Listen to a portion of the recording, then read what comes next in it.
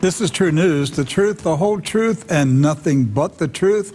So help us God. Ronald Kessler is a former investigative reporter for the Washington Post and the Wall Street Journal. He also wrote for the New York Times, and he was a best-selling author for the New York Times. The first family detail, Secret Service agents reveal the hidden lives of the presidents, and also he wrote The Secrets of the FBI. Mr. Kessler penned an article for London's Daily Mail that alleges that Joe Biden, as vice president under Barack Obama, ordered his U.S. military attaché to keep the briefcase containing the nuclear launch codes at least 1 mile from wherever Mr. Biden appeared in public. The reason for the distance was to protect Mr. Biden's image as an everyday guy. Doc Burkhart is here to discuss this story. We got other stories about Mr. Biden and also the latest on World War III. Doc, I have interviewed Ron Kessler in the past. In fact, I interviewed him regarding the book about the first family detail. Secret Service agents reveal the hidden lives of the presidents. Ron Kessler, as an investigative reporter, author, he's got authentic connections in Washington. And he has written a number of stories in the past where Secret Service agents have opened up and told him things about what really goes on in the White House. Right. So when Ron Kessler writes anything about operations in the White House, I take him seriously. He's a credible author. So this story came out today. He's in the Daily Mail. Vice President Biden insisted nuclear football briefcase used for counterstrikes to protect U.S. remain 1 mile behind his motorcade in Wilmington to preserve his image as a regular Joe. Doc, when I sent this over to you today, what was your reaction? Rick, I am very rarely shocked anymore by things. The classified document stuff shocked me. I have to say, this shocked me again today. Well, the classified documents weren't any farther than his Corvette. That's right. But the nuclear briefcase was 1 mile away. It just boggles the mind that the thinking of these people at this level. Now, after disclosure of his careless handling of those classified documents, President Joe Biden told Americans he is really careful about handling the nation's secrets. Now, people know I take classified documents. We know he takes classified documents. Yes, we do. Classified information seriously. He said, but while Biden was vice president, he engaged in reckless and dangerous actions that threatened our national security far beyond mishandling classified documents. Whenever Biden returned to his Wilmington home, often several times a week, he would insist that the military aide with the nuclear football remain at least 1 mile behind him in his motorcade. Now, just absorb that statement for just a moment. All right, the reason why you have the nuclear football is to respond to an attack. If the vice president has to respond, think about that as well. That means the president is out of commission, likely, at some point. Maybe he was in D.C., maybe he was assassinated, who knows? But now it's fallen to the vice president to make a strategic decision about responding to an attack that's already happened or that's impending. Okay, so Doc, Biden was vice president when this happened. Not just once, but multiple times, according to Mr. Kessler. When Mr. Biden would travel somewhere, there's a motorcade for the vice president. How long do you think that motorcade is? I'm certain it's got to be 8 or 10 cars at least. I mean, is it 1 mile long? If you spread it out, it might be a 1/4 mile, let's say. Would you spread it out? Of course not. The idea of a motorcade is to protect the main person, in this case, Vice President Biden. So if the motorcade is stretched out over 1 mile, they're not protecting. He's up in the lead car. Right. And nuclear footballs in the last car? So what I'm saying is, the guy carrying the nuclear football wasn't even close to the motorcade. Who was protecting him? That's a great question, Rick. Who was protecting that guy? He's out there by himself, Doc, a mile away. He's got the nuclear launch codes because Biden told him, don't get close to me. So he's traveling by himself, carrying the launch codes? That's a bigger story than the classified documents, in my opinion, yes. Now, Wilmington isn't known, Delaware isn't known for huge traffic jams. The only traffic they have is the Biden motorcade when it comes in. But even with no traffic, it would have been impossible for the aide to catch up with Biden as he toured Delaware, meaning he would have been unable to launch a counterstrike in the event of a nuclear attack by Russia, China, or maybe even North Korea. Now, as revealed in my book, this is Mr. Kessler's book, The First Family Detail, Secret Service Agents Reveal the Hidden Lives of the Presidents. Secret Service agents say Biden simply wanted to preserve his image as a regular Joe. A long motorcade would have projected the wrong image. And Mr. Kessler is actually pulling this from a book that he wrote over probably 10, 12 years ago. So this has been out there for a while. And we're just now finding out. So Mr. Kessler said, oh yeah, I got a chapter in my book about it from when Biden was in the White House. So people have known about this kind of behavior for a long, long time. It is shocking. I remember when Bill Clinton was in the White House, he allegedly lost the launch codes. And they don't know how long they were missing. Maybe 6 months, maybe longer. He didn't tell anybody. If you were the president of the United States,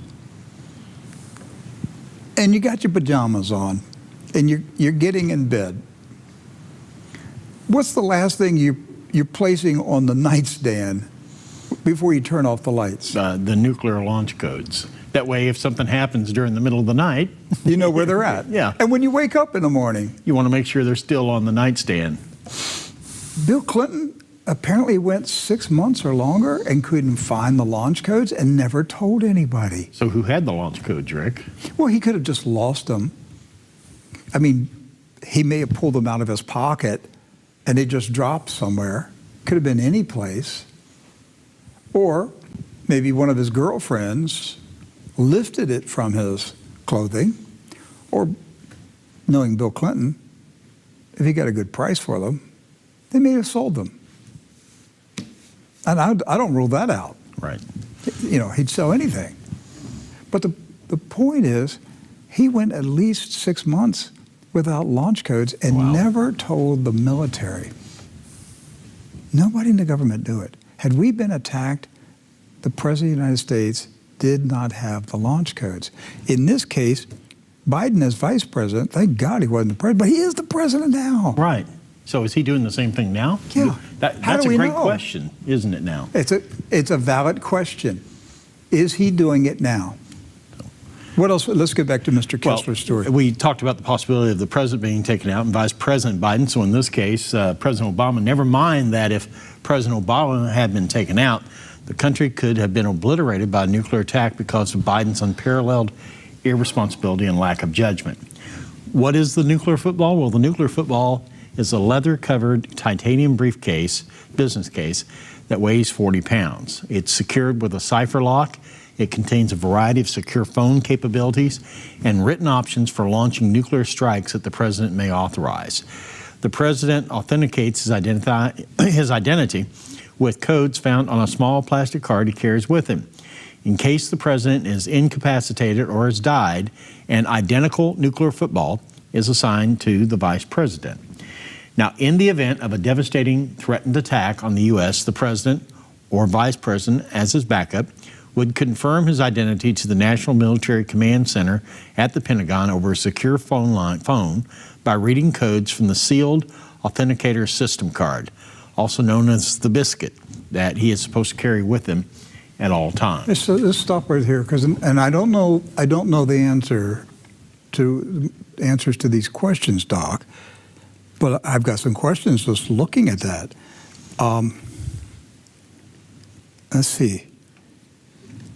The president authenticates his identity with codes found on a small plastic card he carries with him. Okay, apparently that's what Bill Clinton lost. Right. He lost a card. In case the president is incapacitated or died, an identical football is assigned to the vice president. So in this case, Joe Biden as vice president had those launch codes. Now, in the event of a devastating attack or threatened attack on the U.S., the president or the vice president as backup would confirm his identity to the National Military Command Center at the Pentagon over a secure phone. Who is carrying the phone? Well, I think it's part of the nuclear football. It's a mile away. That's what I'm saying, yes. If it's a mile away. He can't even call the Pentagon. Right. Was he going to use his cell phone? I mean, is there another person standing next to Biden with the secure phone? Or is it all with the attaché who's carrying everything? Well, it seems like it was with the attaché, according to the article. So the point I'm making is Biden couldn't even make a secure call to the Pentagon, let alone launch nuclear weapons. He couldn't make the call. Right. Because the secure phone was a mile away. To me, that in itself is impeachable. That's malfeasance in office.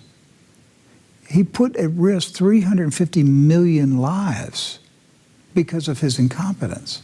I mean, so he could look like a regular Joe. But he is a regular Joe. You just listen to him talk. I mean, he's more like an irregular Joe.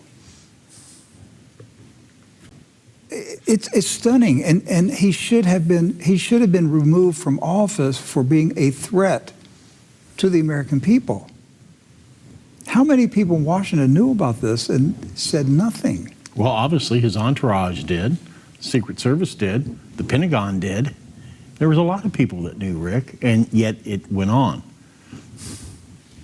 How long was it that you interviewed Ron Kessler? Because if it was in his book, it's been that long ago. I would tell you it was, that would have been early 2011, maybe 2010.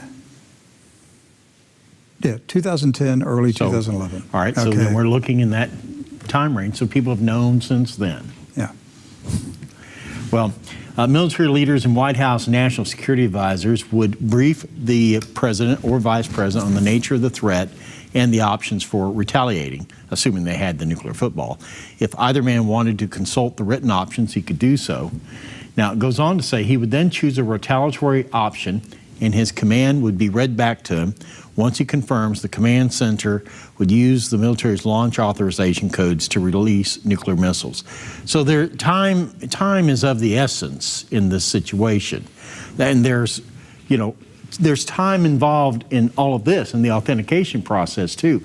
Now add the fact that you've got to transport the nuclear football from a mile away. What are you driving up? You running? What are you doing? And you've got to get everything set up. You've got to contact the Pentagon. That can't be easy. If you've been told that the president has been killed. Right.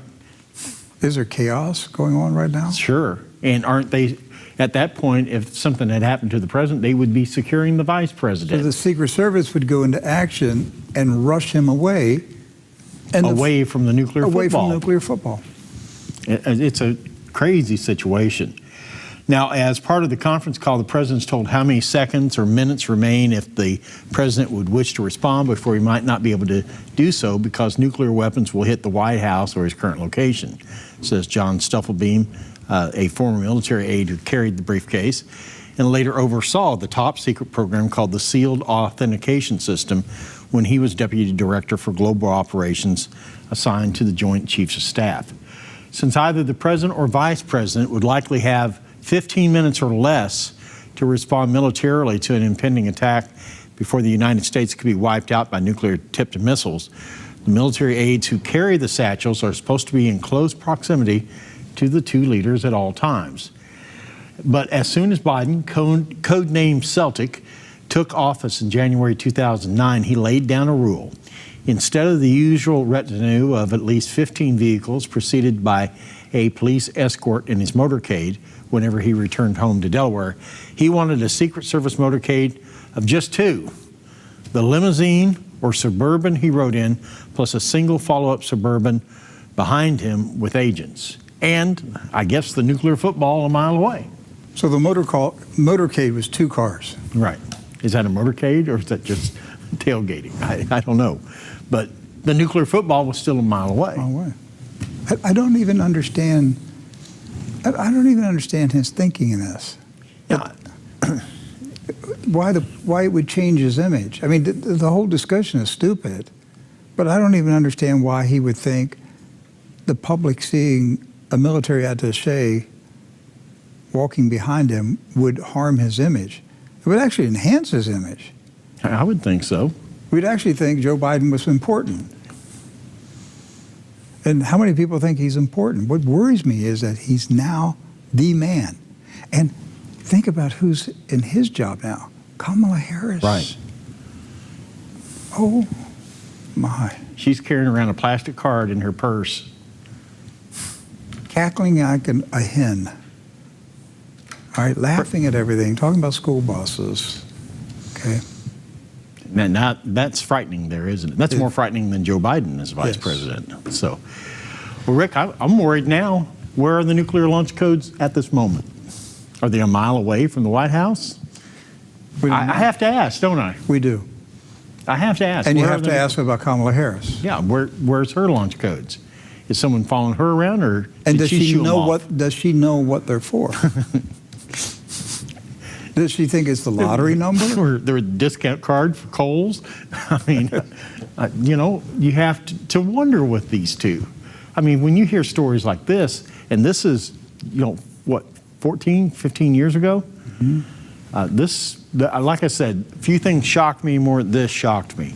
All right, well, the next one, this is in the Australian newspaper. Hunter Biden laptop files were real, says intelligence chief. You know, the ones that wrote the letter that said the Hunter Biden laptop story was a hoax, a Russian hoax? It had the earmarks of Russian misinformation. Yes. Remember? Oh, yes. And they made a big deal about that. And then all the talking heads on TV. They put out the misinformation. That's right. And now they're trying to walk it back. In a big way. The former top U.S. intelligence officials who suggested, wrongly it turned out, that Russia could have been behind embarrassing and potentially incriminating files found on Hunter Biden's laptop before the 2020 presidential election all believed significant portions of the content had to be real. And They believed it then. Doc. They're now saying today, we always knew the laptop was real. Right. You talk about spin. And not only that the laptop was real, but the information that was being released was real. But they still said it was Russian disinformation. But they tagged it, it had the earmarks of Russian misinformation. They were doing it back then.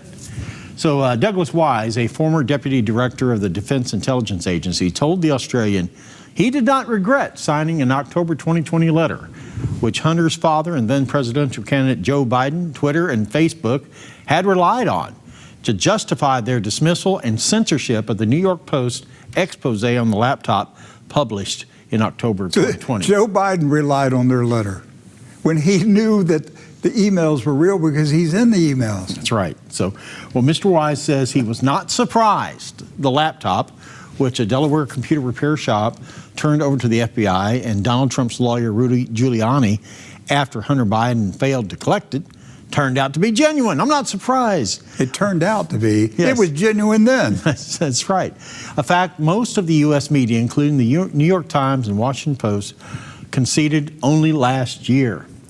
In fact, all of us figured out that a significant portion of that content had to be real to make any Russian disinformation credible, he said.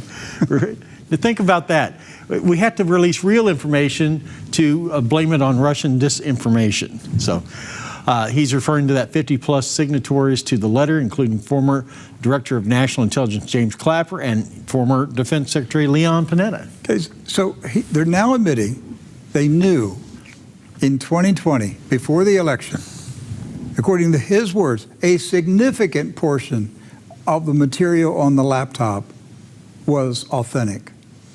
They knew it then. Yes. But they said, because they know the way those crafty, Those sneaky Russians. Russians work, they used truthful things to sneak in their disinformation. So they got their hands on Hunter Biden's real laptop with his real emails in there and his real authentic perverted photographs and videos. We snuck in a But couple then they emails. snuck in a couple fake emails just to fool the American people and hack the election again. So, well, the letter said it had the earmarks of Russian deceit, and we should consider that as a possibility. I think it had the earmarks of CIA deceit. So, now this is him saying this. It did not say Hunter Biden was a good guy. It didn't say what he did was right, and it wasn't exculpatory. It was just a cautionary letter. No, it was a letter that changed the election. That's right. what it was. Now, Do you remember, sorry, Doc, go back to 2016 when Hillary was up to her eyeballs in corruption. And do you remember, what was it, the 51 intelligence agencies? Was it 2016 or 2008? When did they release that? Remember there was like, no, it wasn't 50, it was like 17 intelligence agencies. Yes. 17 intelligence agencies said that Russia hacked the election. right. Well, who are the 17? We can name CIA, all right, Defense Intelligence Agency, NSA.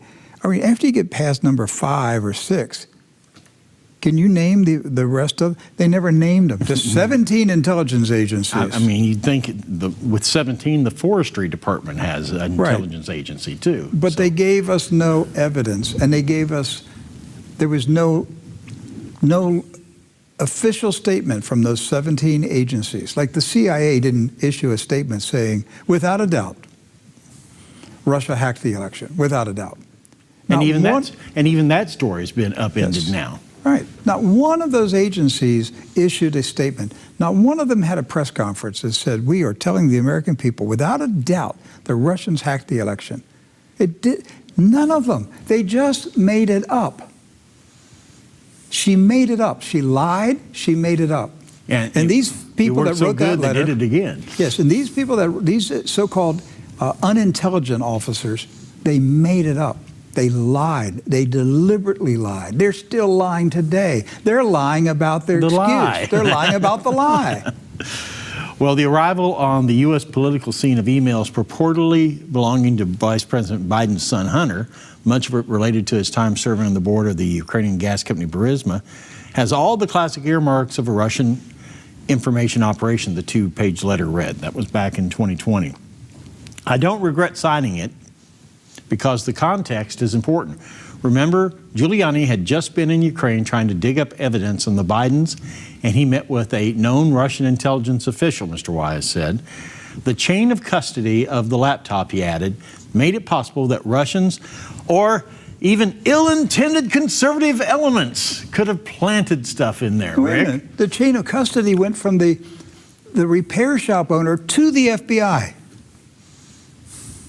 He gave it to the FBI. But he also gave a copy to Rudy Giuliani. But all the FBI had to do was come out and say, everything Giuliani got is what's on the real deal that we have. They match. And keep in mind, too, that the computer, this letter came out a year after the computer had been given over to the FBI because Rudy Giuliani had a copy of it for at least a year that we know of. That's right. So now, Biden specifically ordered the Secret Service, it looks like that's some elements here with. Oh, yeah, they're good. So,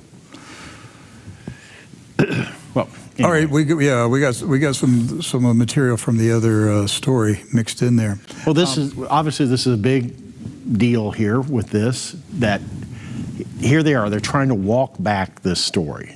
And he's not the only one. There was an article last week where they were interviewing someone else that they were trying to walk back this letter. Rick, why are they doing this now? I mean, what's happening here? Why are they suddenly saying, you know, I know we said it was Russian misinformation, and we sincerely believed it at the time. But now, maybe not so much. We knew the information was real. Why now? Why is this happening right now? Because the lie is over. The general public knows that Biden was corrupt, and these guys have got to they got to find a way out of looking like they covered for Biden. So they're protecting their own reputations right now. Biden's finished, but I think Kamala Harris is finished. I think she'll be finished before Biden. If my hunch is right, she will be removed first. I just can't believe they're going to promote her up to the presidency. The only thing that scares me about that, there's one thing. There's a 1932 prophecy. Oh, yes. By William Brannan, and please don't send me emails. I know who he was. All right, you don't have to, people send me emails. Like, Rick, do you know? Yes, who William I Brannan do. was? Yes. I've been doing this show for 25 years. I do know who he is. I do know, and towards the end of his ministry, he got a little squirrely. Okay. He got a little squirrely at the end of his ministry. But there was a time. But there was a time, just like a lot of preachers, Balaam was straight at the beginning. Right. Okay? God called him as a prophet. He got squirrely at the end. Okay? And was still prophesying. Still prophesying. Okay? There's a difference between a false prophet and a corrupt prophet. A squirrely prophet. Yeah, right, So, anyhow, William Brannan was just a small church pastor in 1932. Now, there's a record of this. He spoke about it many times. So you can't say, like, in the last years of his death, before his death, he made this story up, because he spoke about it. Right. Many times. He wrote about it. I don't know how far back, close to 1932 it's written. I don't know. But I do know he told the story many times.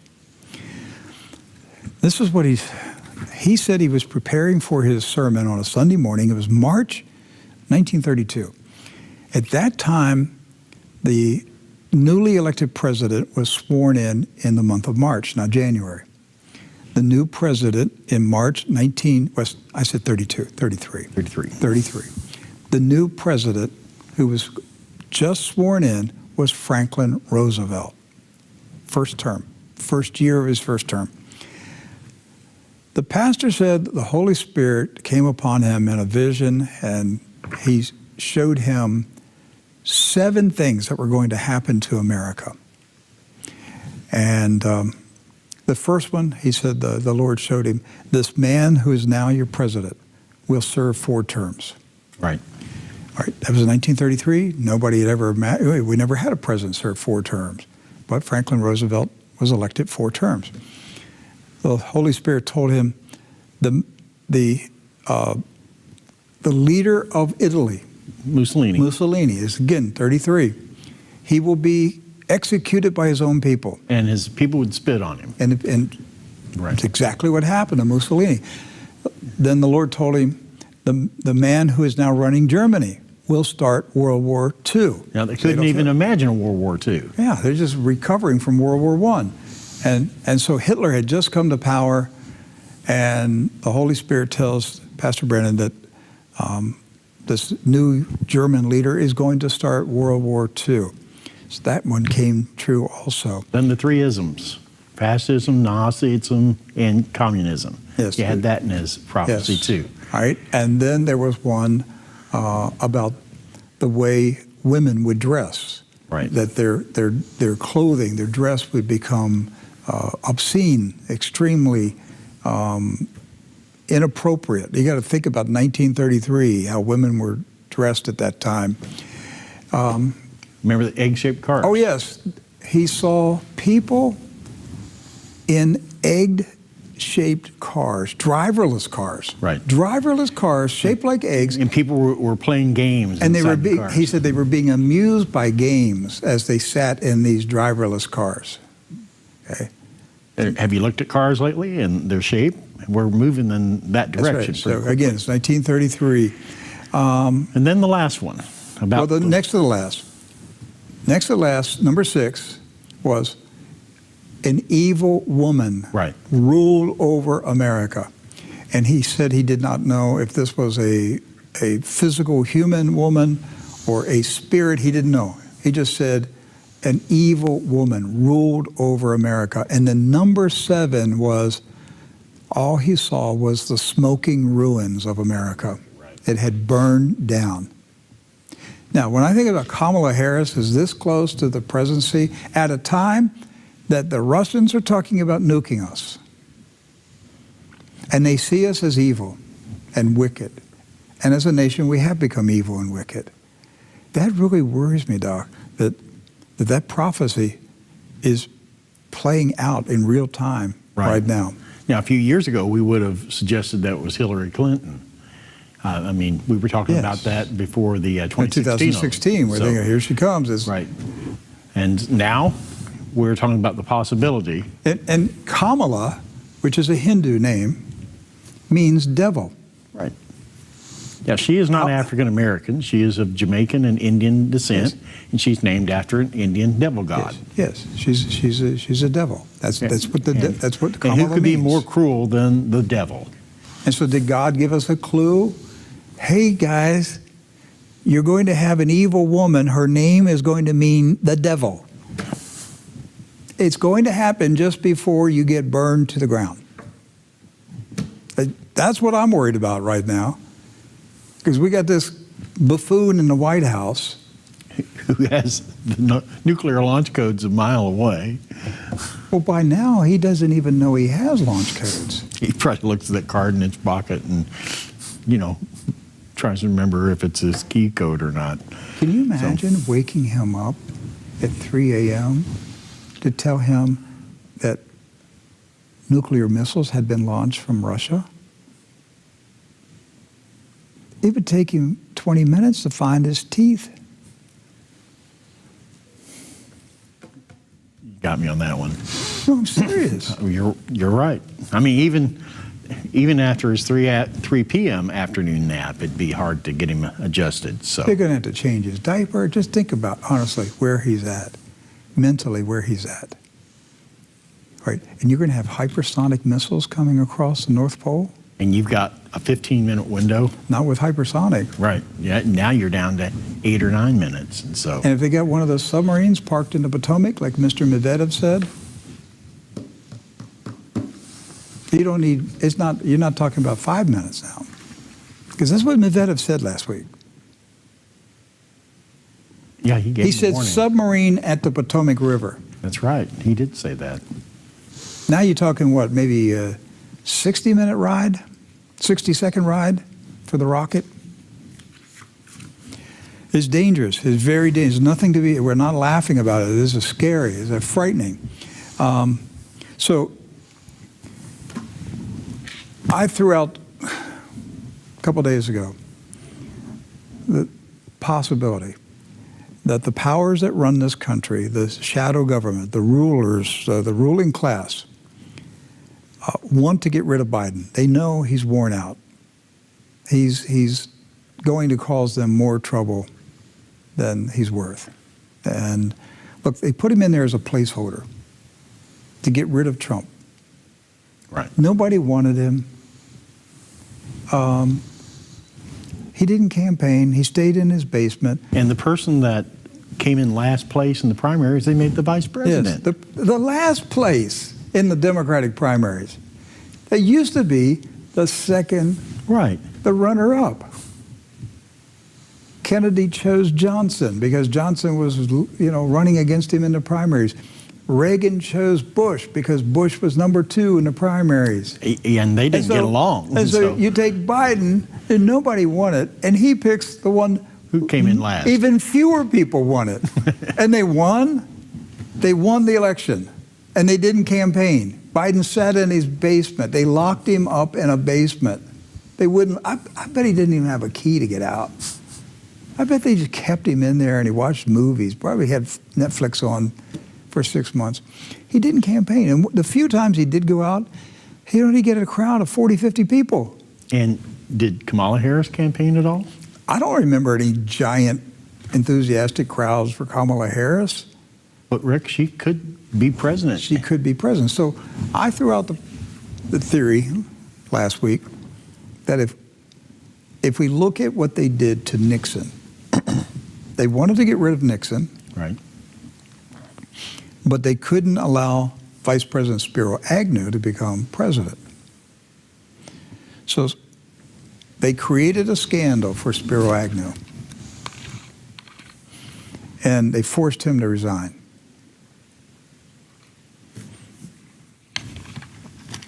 Then they moved Gerald Ford, 33rd degree Freemason, Speaker of the House. Right. They moved a 33rd degree Freemason into the vice presidency under Nixon. So now it's Nixon-Ford. Then they pressure Ford to resign. They pressured Nixon to resign. Nixon resigned, Ford moves up into the presidency, and then Ford appointed as his vice president Nelson Rockefeller, the epitome of the globalists. Yes. Finally, a Rockefeller is in power. They finally got a Rockefeller in. I mean, the whole 1964 Republican battle was between Rockefeller and Goldwater. Right. It was Main Street against Wall Street. It was the globalists in America against the middle class Main Street Republicans. And they defeated them in 64. But they came back. They came back and they got Rockefeller. Without being elected. Without an election, they got him into the vice presidency, Nelson Rockefeller. So, would they do the same play now? Which would mean, before they can remove Joe Biden, they have to remove Kamala Harris. And then put a new vice president in. Now, who would be her vice president? It could be Hillary Clinton. They could put Hillary Clinton in as vice president. That's right. They could put Michelle Obama in as vice president. They could put, anybody could go in as vice president. And then they force Kamala Harris to resign, and the newly installed vice president, without an election, is suddenly put into the White House as president. Look, as long as Hillary Clinton is still breathing, you have to have a little bit of fear that she could end up in the White House someday. As long as that gal's still breathing, don't ever count out the Clintons. No. Don't count them out. Is there another person out there that's more wicked that we haven't spotted? We're not paying attention to them right now? Do they have somebody that they're going to spring on to the American people and say, here's your new leader? I don't know. But you found something today, because this got you thinking. Right. And how did you even find this? Is this a video? I haven't seen this. This is a video of Gerald Ford. This is back in 1989. Of course, 89? Right. He'd been out of office a number of years and everything. But he was doing a tour in Iowa. I think they were dedicating an old schoolhouse there, and he was there for, just one of these general ex-president PR tours, yes. right? And so, but I was looking up some information on Gerald Ford, and then saw this video, and I was like, well, what is this? And it was titled, in a 1989 interview with President Gerald Ford, a young lady asked him to answer the question, what advice would you give a young lady wanting to become president of the United States? It was a little girl, maybe 8 or 9 years old, and she's asking. So it's not a young lady, it's a young child, right, an 8 or 9-year-old girl. So she's got aspirations. Maybe she wants to be president someday, right? So certainly Gerald Ford said, this is America. Anybody can grow up to become president of the United States. And little sweetheart, if you study and you work hard and you're, a great American, someday you're going to be in the White House. Is that what he told her? Well, you would think he would say something like that, but he responded in the most bizarre way, and it impacts our discussion today. Now, you got to keep in mind, Gerald Ford was a 33rd degree Freemason. That's right. This interview, it really wasn't an interview, it was a Q&A, is from 1989. It's from Iowa's Public Broadcasting Service. And just watch the response that Gerald Ford gives to this little girl.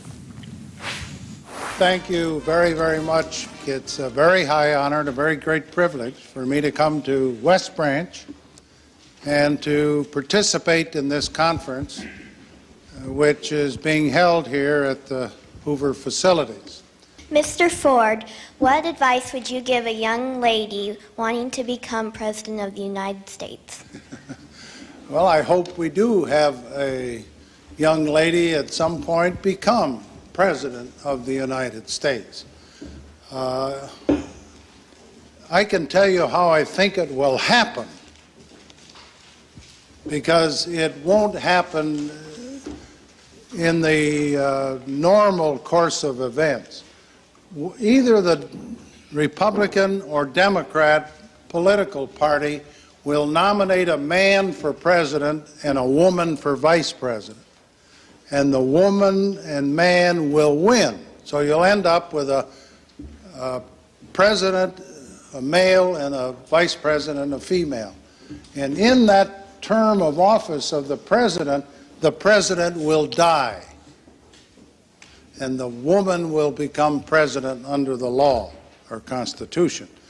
And once that barrier is broken, from then on, men better be careful, because they'll have a hard time ever even getting a nomination in the future. But that's the way it's going to happen, and I think it'll probably come sometime in the next 4 or 8 years.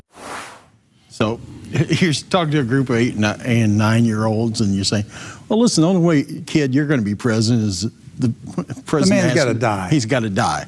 That's just the way it is. That's the most bizarre statement to say to a child. Yes. Even, I mean, I could see him saying that in a private meeting with adults. But a group of children? Hey, you know, you can't win on your own. You got to hope that the guy that you run with dies. But after that, women would be elected all the time. Okay, so have we had a female vice president elected with a male president? We have. How many? Just one. And they're in office right now. That's right. So based on Gerald Ford's prediction, 33rd degree Freemason, he said the only way you're going to have a female president is she'll have to be a vice president and the president dies. Do the Masons know something that we don't know? Now, at the end of his comment there, he said, I expect it in the next 4 to 8 years. That was 89. Right.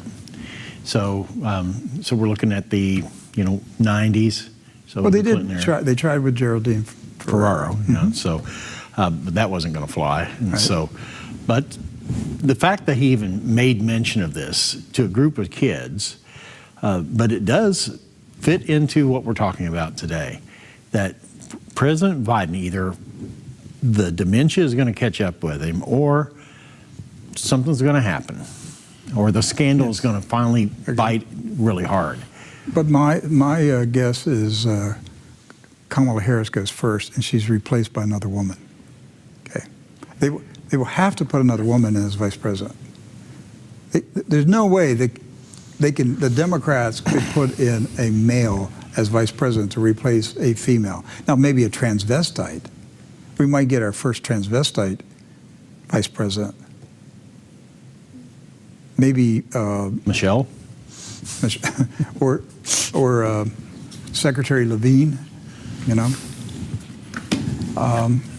But I think, no, and I wouldn't rule this out as, a cross-dresser, a transvestite, a transgendered person becomes, think of the climate right now. They don't have to have an election. They put the first transgendered vice president in office. And then Mr. Biden's gone. And Right. suddenly you're being ruled by a sexual deviant. All right, I'll throw another one out at you here. All right, the Democrats have got to be looking at the 2024 election. And there's no way, no way Joe Biden is going to be out there, you know, drawing crowds and everything. Whoever the Republican opponent is going to be, whether it's Donald Trump or Ron DeSantis, they're going to be stacking up crowds like firewood at those rallies. Joe Biden's not going to be able to do that. And Kamala Harris couldn't get a school bus excited. I mean, so they've got to be thinking, we've got to have somebody that can directly challenge Donald Trump. And who has been the closest to directly challenge him? Gavin Newsom. Well, Hillary. Hillary Clinton. Yes. They might be actually thinking, we've got to move Kamala out of the way, put Hillary in the vice presidency seat. Joe Biden, whatever happens, then she is president. Now you've got a sitting president, Hillary Clinton. And what if she makes Michelle Obama her vice president? Yes. That's a powerful ticket in 24. That's Hillary a winning Clinton ticket. and Michelle Obama. They would dig up Democrats to vote for that ticket. So, and that would be whoever the Republican nominee is. They would be going up against the Clintons and the Obamas. Yes. I mean, that's going to be a tough one to overcome. They certainly won't be in a basement hiding somewhere. No, not at all. Aside from Hillary Clinton, my first choice that the Democrats would nominate would be Governor Newsom. Well, I think that's a California. great choice because he'd carry the state most likely, and so. Well, any Democrat's going to carry California. Plus, he's a good-looking Democrat. Yeah, and they haven't had a good-looking Democrat in a while. So they'd have to, but he's a man, and I don't know if the Democrats want a man right now. And they may think the DNC may think they owe it to Hillary too, or she may say, "You owe it to me." So, who controls the Democratic Party right now? It's not Joe Biden. Either the Clintons or the Obamas are in control of the Democratic Party. And maybe it's power sharing too. But it's not Joe Biden. He's not running the Democratic Party. He's just a stand-in. He's just a placeholder. And they're about to remove the placeholder. And we'll wait and see. But I just, now that you see people turning on him. Yes. They're running from him. They know it's going down. And they don't want to be tagged as Biden loyalists. So they're putting distance now between them and Joe Biden. That's the first sign. When you see people starting to put distance between politicians and themselves, you know politicians in a lot of trouble. Joe Biden's in a lot of trouble. And, you know, Hunter, they can't continue to forever to cover up Hunter Biden. It is so deep. And we don't know, with the classified documents, we still haven't been told what classified documents they found. That's right. After all, it could be nuclear launch codes, right? We heard all the stuff out of, and with Donald Trump, but never from a government agency. Did the Justice Department ever say, "Oh, we found launch codes, we found nuclear secrets"? No, they've never said. They've never told us anything. If there was anything of any value, we would have heard about it already. But if you watch CNN or MSNBC or listen to any news media talking head, they just say, Trump had nuclear secrets. Trump had this. He had. Where are you getting that information? They're just repeating. Informed sources? Yes. Oh, you mean like the Steele dossier? You mean like the 51 intelligence agents? You know, they make up their facts, and they have unnamed sources, and then everybody keeps quoting the unnamed sources until it's ingrained in the mind of the people, and now the propaganda has taken hold. Do you think there's a guy out there named unnamed sources that they just refer to all the time? I guess he is. Let's do some World War III updates right now. DW News from Germany. Zelensky calls for fast. He wants them now. Fast tank deliveries. That's right. Ukraine's President Vladimir Zelensky urged more heavy weapons deliveries from the West following the latest Russian missile attack on Dnipro. In his nightly video address late Monday, Zelensky said a new defense aid package has been announced, exactly what is needed: main battle tanks, other armored vehicles, and artillery. Zelensky also called for speedier delivery of battle tanks from Western allies. Now, the Ukrainian president said he expected decisions on further arms deliveries during the World Economic Forum in Davos, which began this week, and also from the Ukraine Contact Group in Ramstein, slated to begin on Friday at the U.S. Air Base in Germany. Now, in Davos, Ukrainian First Lady Olena Zelenska is also expected to address hundreds of political leaders, policymakers, and chief executives. And if I can add to this, Rick, it was announced late this afternoon that Zelensky he's not going there, of course, but he'd be appearing by video addressing Davos in the next day or two. Mm-hmm. And so he was added to the schedule this week, so he'll be addressing them. So Davos World Economic Forum went to another level this year. It started officially today. Right. But this time, they're in the war business. Right. They've moved up from economics now to war. Yeah, well, actually, they started in just talking about, in the early days of the World Economic Forum, it was just about the economy of Europe. Then came the world. Europe wasn't big enough. Yes, then the World Economic Forum, and then they got into transforming society. And this year, they've actually gotten into promoting war. They're really taking on dangerous territory at this point because they're making themselves enemies of other nations. That's right. And so now, and Medvedev basically said it today in a post on Telegram. He said there are no Russians there. There's no Chinese businesses at Davos this year. Well, Ukraine's economy minister, Yulia Cyrendinko, is scheduled to participate in the forum on Tuesday, along with the leader of one of Ukraine's staunchest allies, President Andrzej Duda of Poland, who recently vowed to send Kiev Leopard battle tanks. So the story and everything that's happening at the World Economic Forum this week has been centered around the conflict in Ukraine and about the ramping up of military assets there. Reuters is reporting, this is the Dutch, the Netherlands, they're preparing to send Patriot missile defense system to Ukraine right now as well. The Netherlands will send a Patriot missile defense system to Ukraine. Dutch news agency ANP reported on Tuesday, citing Prime Minister Mark Rutte. Mr. Rutte is currently in Washington, D.C., meeting with U.S. President Joe Biden. Met with him this afternoon, and after the they do that fireside video. All the reporters were peppering Joe Biden with questions on the classified documents. He just sat there and smirked. Right. So it drew attention away from Mr. Rutte. So the U.S. Gave the Netherlands a U.S. Patriot missile system. Right. And then the U.S. told the Netherlands, you need to give it, that Patriot that we gave you? Now you need to give it to Ukraine. So we're repositioning, but Doc, every time that they reposition the stuff to take it to Ukraine, they've weakened the West. Yes. In the places that they're supposed to be strong. And these countries are bringing that very thing up.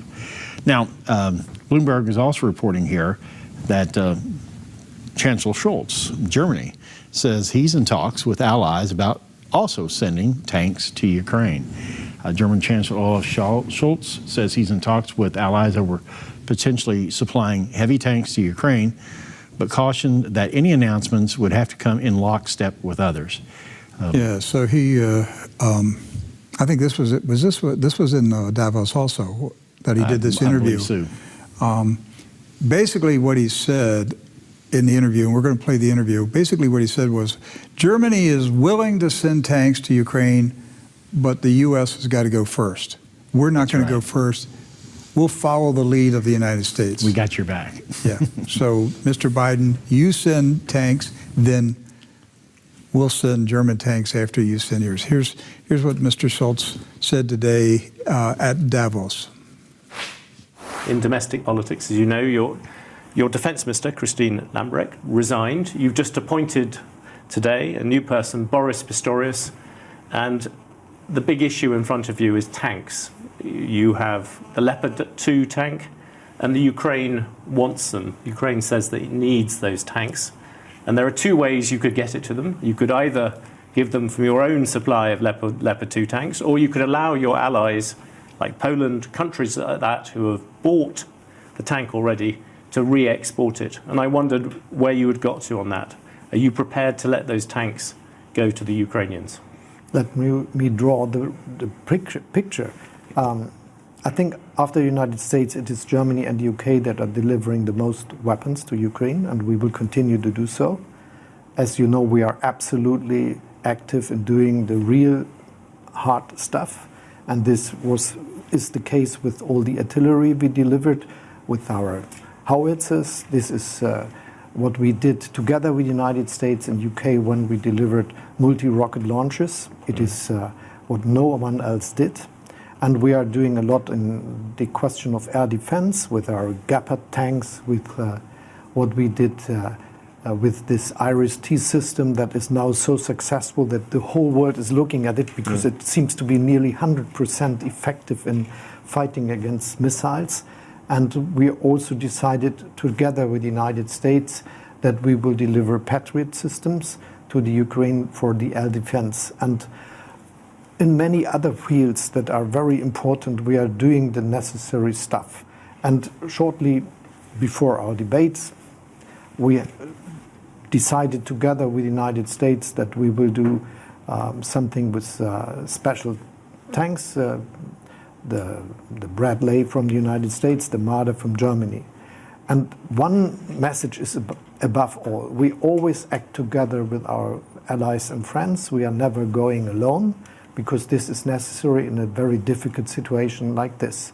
And I'm very much thinking that it is necessary that we are cooperating in this way, and this is why I'm not announcing things which a lot of people are doing. I'm just always thinking about the situation. I'm discussing with the friends, and I'm taking the necessary decisions when there is a reason for doing so. And one of the aims we are having in all the support we are giving is that we support the Ukraine as long as it is necessary with all the means we can use, but also always avoiding that this war is escalating to a war not between Russia, which is the imperialistic aggressor, and Ukraine, who has all the reason for defending its own integrity and it is good for us that we are supporting them, but to avoid that this is going to be a war between Russia and the North Atlantic Treaty Organization. So if the Americans and the other Europeans said yes to Leopard tanks, you would let them go, presumably, and you would let your ally, people like Poland, re-export them, but only once you have agreed that together? I think it will be something which is going as it is the right way it should go. It is that we are discussing with our friends, with our allies, with the United States, what is the right thing to do. And it is nothing for public debate. I think it's something where we have to work on. And so far, we did a lot, as all are realizing. And what we are doing is on the forefront of support of Ukraine. And let's be this the basis for the decisions that we will have to take in the next weeks and months, because this will be a long war. Doc, there was a very important meeting of military leaders in Poland.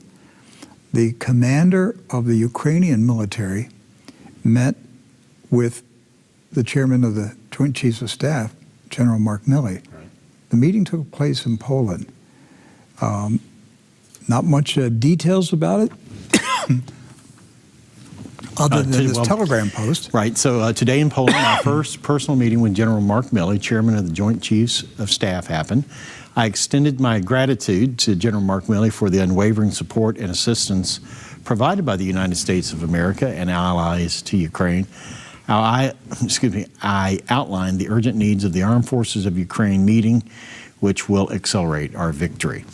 So I'm thinking that they're preparing for whatever the Russians are getting ready to do. You see these high-level meetings starting to happen now. Mm-hmm. Well, I'll tell you one thing that we know that the Russians are doing. This next one's Bloomberg also. Russia to boost troops in the West, that's the Western Russia, expanding the Russian army to 1.5 million troops. So that's a decision that was announced today in Moscow. Yeah, creating new commands and everything to defend along the border of Belarus, and I believe at some point probably movement into Ukraine. Yeah, and I think they're also bracing for a NATO invasion of Russia. So the buildup is on both sides of the border, and they're expecting a clash. Another really important thing that happened today is that Vladimir Putin submitted a draft to the Russian Duma to terminate Russia's treaties with the Council of Europe. Right. Now, the Council of Europe is something different than the EU. There's a group of nations that consider themselves the Council of Europe, and it's basically, agreements that are made for,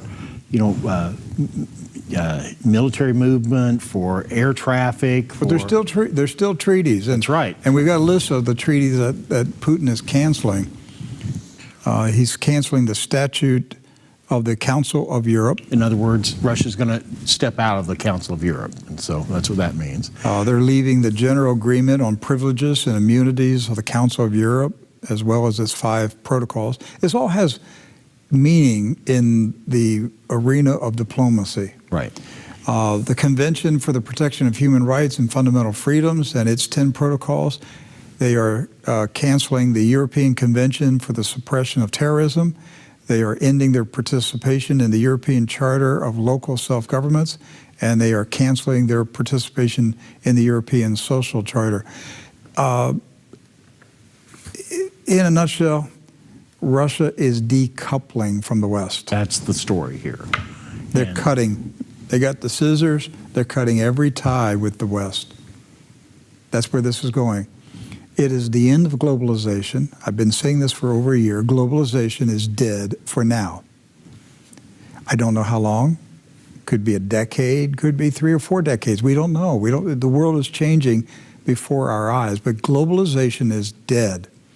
And we're going into a new world order, and there will be at least 2, maybe 3 power centers in the coming decade.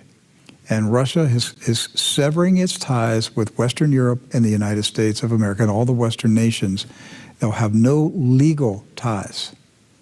Nothing that they can be tripped over. Nothing where the West can say, well, we got you on this one, We're going to activate Article 18, Section B of that treaty, and we're going to really burn you. They can't do it. They're getting out of the treaties.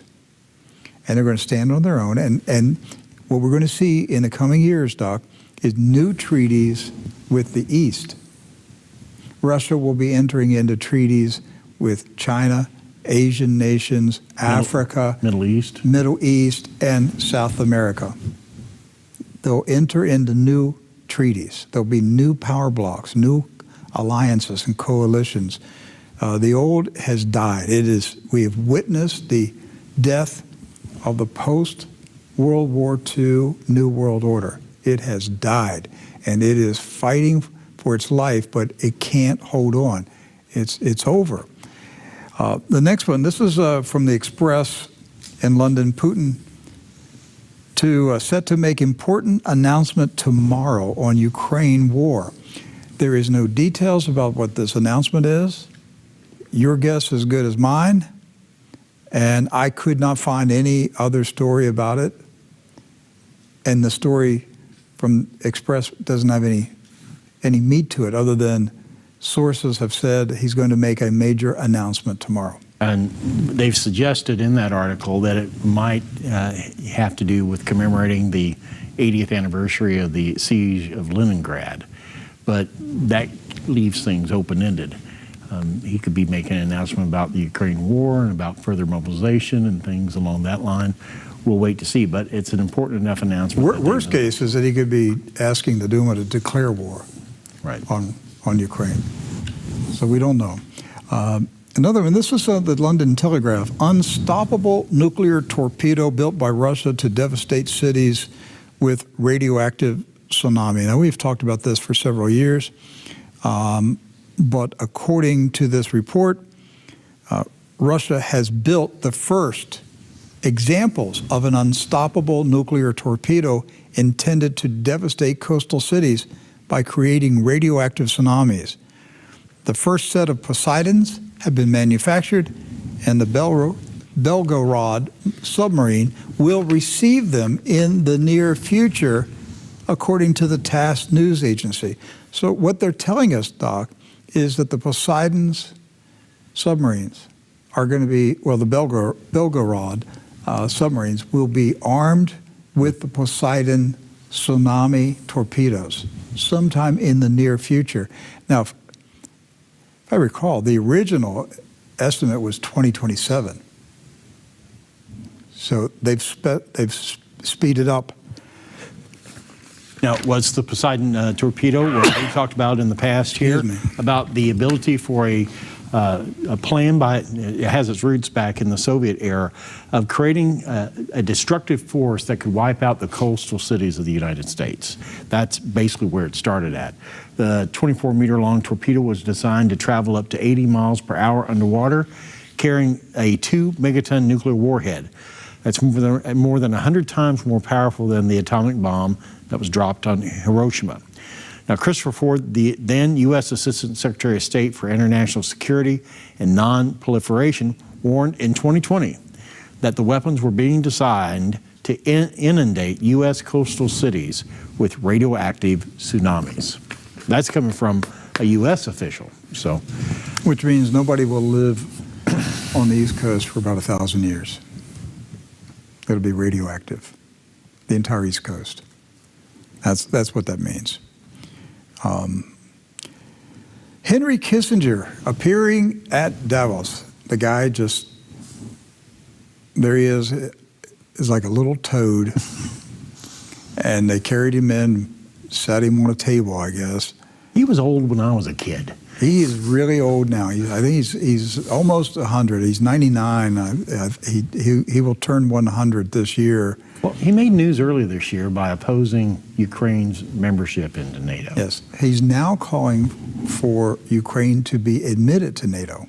Now, and that changes things significantly, because if Ukraine's admitted to NATO, NATO has to be defended at all costs, right? Yes. So, but what changed Kissinger in this past year? He became hardline on, I mean, last year he's saying Ukraine doesn't belong in, Ukraine needs, remember he said, Ukraine's going to have to surrender some territory. We're going to have to get a settlement to this war. They're going to have to give up some land. Today, he's at Davos saying Ukraine needs to join NATO. That's a different position. and he's still calling for, diplomacy to be at work too, negotiating some end to the conflict. But I don't see how Russia is going to be happy about any talk about Ukraine being involved in NATO. That's not going to happen. Next one, Eurasian Times, striking images show China's second aircraft carrier, Shandong, and J-15 fighters performing drills in South China Sea. And, this is when you read the article, it's obvious the Chinese military is ramping up in anticipation of a confrontation with the U.S. Navy. Next story, Bloomberg, Saudi Arabia open to settling trade in other currencies. This was spoken today at Davos. Right, and to me, this is the biggest story to come out of Davos today. For there to even, we've been talking about this for a while, that there was always the possibility of Saudi Arabia doing it, but when they start announcing it at these world forums, it's already in progress. Yeah, let's read this one, Doc. So, this is important. Saudi Arabia is open to discussions about trade in currencies other than the U.S. dollar, according to the kingdom's finance minister. He said there are no issues with discussing how we settle our trade arrangements, whether it is the U.S. dollar, whether it's the euro, whether it's the Saudi Rial. Mohammed Al-Jadaan told Bloomberg TV on Tuesday in an interview in Davos, I don't think we're waving away or ruling out any discussion that will help improve the trade around the world. Algedon said. So they've cracked open the lid on this now. We're open to talking about it, which means we're no longer committed to the U.S. petrodollar. Who was it? The day the dollar dies, Celadon, I can't remember his first name, but the day the dollar dies. So Willard Cantillon. Willard Cantillon, there you Willard go. Cantillon. Right, and so. He wrote 3 books, Day the Dollar Dies, Money Masters or None. What was the third one? I got all 3 of them in my library. But I read Day the Dollar Dies many moons ago, and I always thought about when will that day be? Well, 2023 could be the year that we see the dollar die, because right now the dollar is pegged, on oil and uranium. And when I say uranium, I mean nuclear missiles. Willard Cantillon was saying in the late 70s, because I was a new Christian, I was born again in 78, and I remember watching Willard Cantillon on Christian TV in 78 and 79 and 80, and he was saying then that IMF special drawing rights would replace the dollar. He was so far ahead of his time. Willard Cantillon was light years ahead of any Christian prophecy teacher who was out there at that time. The rest of them were just making up stuff. Doc, he did what you and I do. He traveled the world and talked to people. Like we have gone to these and conferences. ask questions. Yes. Like you and I have gone to we went to Davos twice. We've been to a number of conferences, and we've sat in the rooms and listened to these guys talk. And we've taken notes, and we were in St. Petersburg, and we saw Putin and Macron and others on stage. That's what Willard Cantillon was doing in the 60s and 70s. And so when he spoke, he had facts, but he had the Holy Spirit also. So he could process those facts, took the information that he heard, and then prayed and asked the Lord, where are they going with this? And so he would speak to churches about the end of the U.S. dollar, that a global currency was coming. Some of you may have his book. It was in the 70s.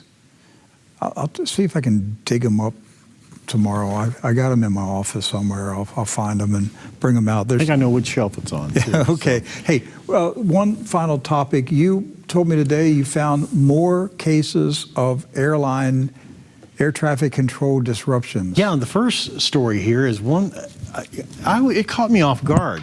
Rick, did you know that the day after we had our shutdown of all the airspace in the United States, hadn't happened since 9/11. This was back on the 11th. Well, isn't that interesting? It also happened on the 11th, January 11th, that they shut down the entire airspace over the United States because of our NOTAM system. Right. Okay. Rick, did you know that the same thing happened in Canada the next day? No.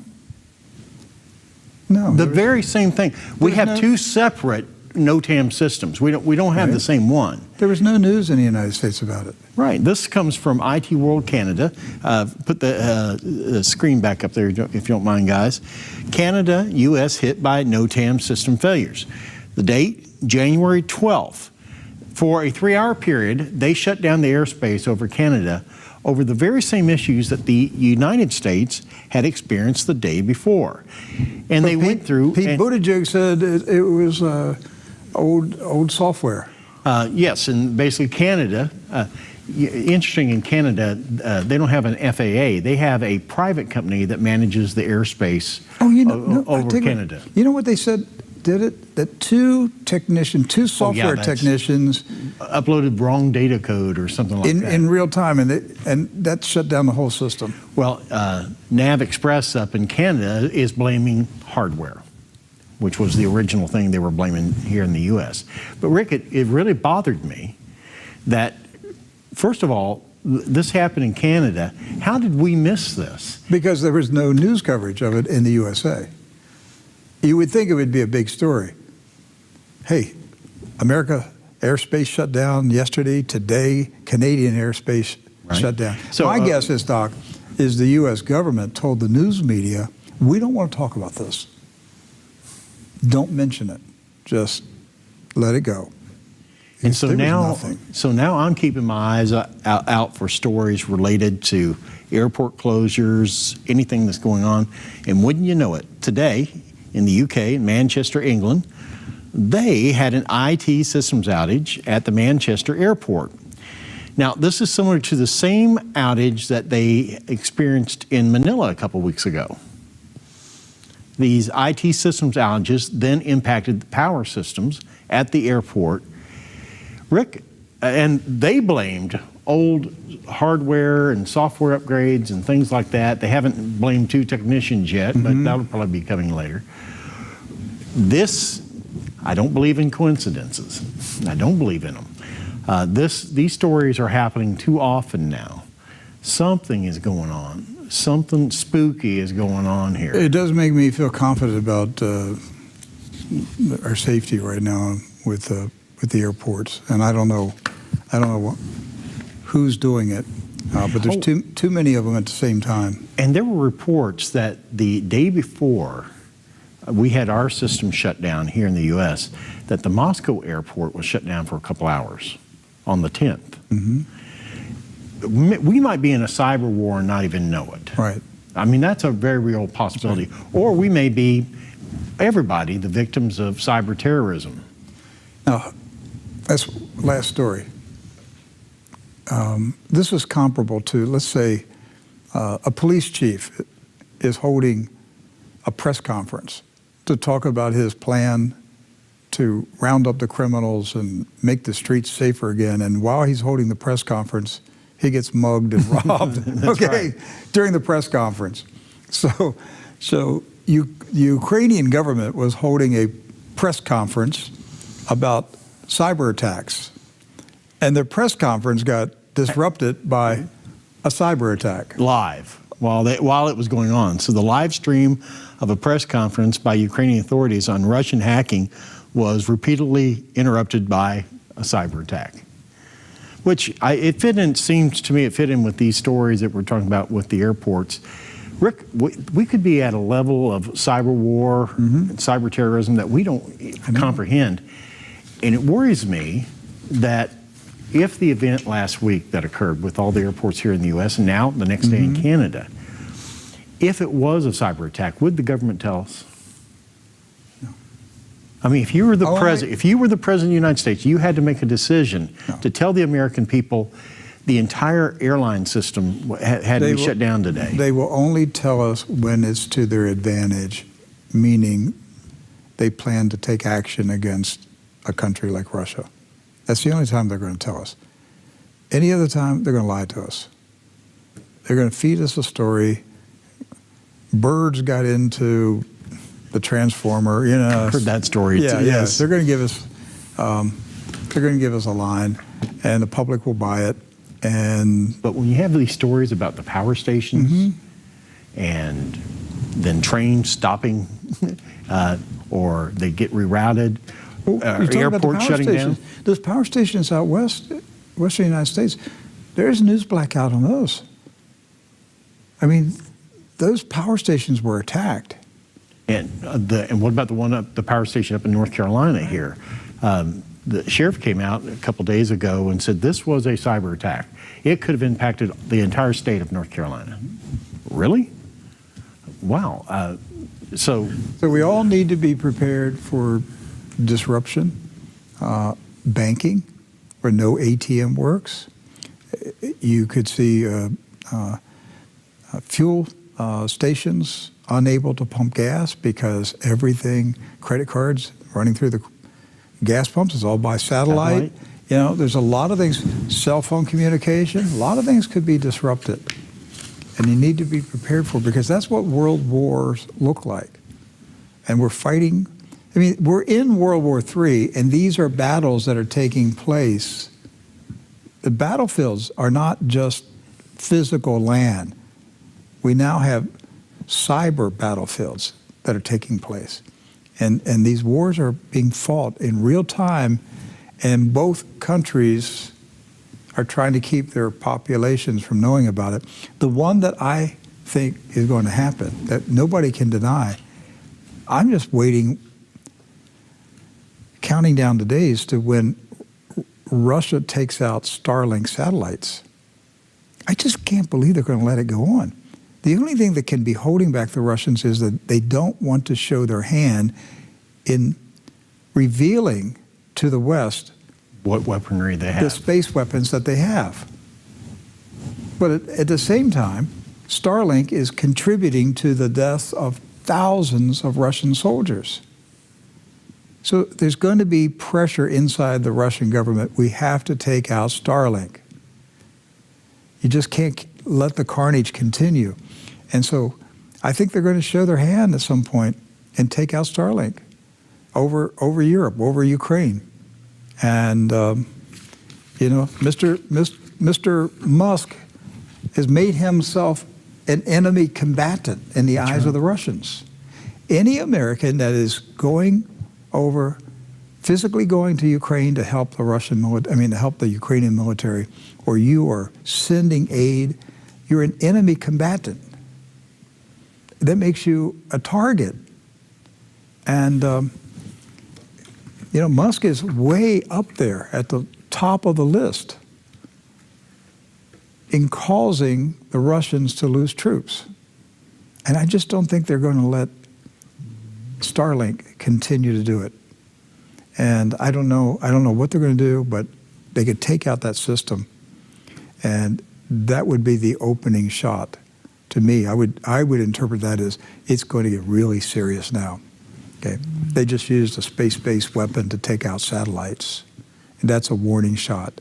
You know, if you get a space-based weapon, can it fry a city? We don't know yet. We don't know. Do they have laser? Have they already been deployed in places? Do they have laser beams that could fry cities or fry a building? You mean Could like the White House? Like directed energy weapons? Like a directed energy, scalar weapons. Can they fry the White House? Can they fry the Pentagon? I don't think they want to show us yet if they have it. I don't think either side wants. They're saving it for the grand finale of World War III. Those weapons don't come out until the end of World War III. That's what brings the war to an end. But when they start using it, you know we're getting close to the end of World War III, and it's going to be really ugly at that point because each side's going to start bringing out their nasty weapons. We're getting close to it. We're also getting closer to the second coming of Jesus Christ, the most awesome thing that will ever happen to the human race. The most awesome thing. Amen. The birth of Jesus was the first thing. That was the most awesome thing. The resurrection of Jesus Christ was the second. The second coming will be the third, and that's all she wrote. It won't be a secret. Won't be a secret. Every eye. Every eye. Every eye shall see him. Every knee shall bow. And every tongue shall confess. Everybody will know that's Jesus. He's back. And he's not going to be this tiny little guy comes walking up, you know, tossing flower petals, saying, love everybody. He's going to be a glorious Lord on a white stallion horse. Commanding an army. Commanding an army. Okay? And he calls his church up to meet him. And while we're with him up above, his army comes down below and takes care of every single person that opposed him and fought against him and blocked the preaching of the gospel. Everything. Okay? That's when the wicked people run to the caves and beg the rocks to fall on them. They can't get away from the angels. The reaper angels who are going to come and bundle the wicked. They're going to apprehend them, bundle them, and burn them. Can you imagine the terror of hiding in a cave, knowing an angel's looking for you? Looking for you. Yeah. Where are you? Mm-hmm. There's no getting away from me. That's right. That's right. And there'll be plenty of angels, tens of millions. Right. Tens of millions of angels will come with Jesus Christ, the heavenly host. That's what I'm waiting for. I'm not going to let these people bother me. I'm not going to be depressed. I'm not going to be worried. I'm not going to let these people steal my joy. I am excited waiting on my Lord Jesus Christ to come back. And I hope you're excited too. And we need to tell people he's coming back. That's the bright hope that we have, that our Lord and Savior Jesus Christ returns for his church. Amen. We love you. We thank you for supporting us. We thank you for praying for us. And we thank you for the financial gifts that you send to us and to keep us going. God willing, we will be here throughout 2023, and we hope you're with us too. We'll see you tomorrow. Bye. God bless you.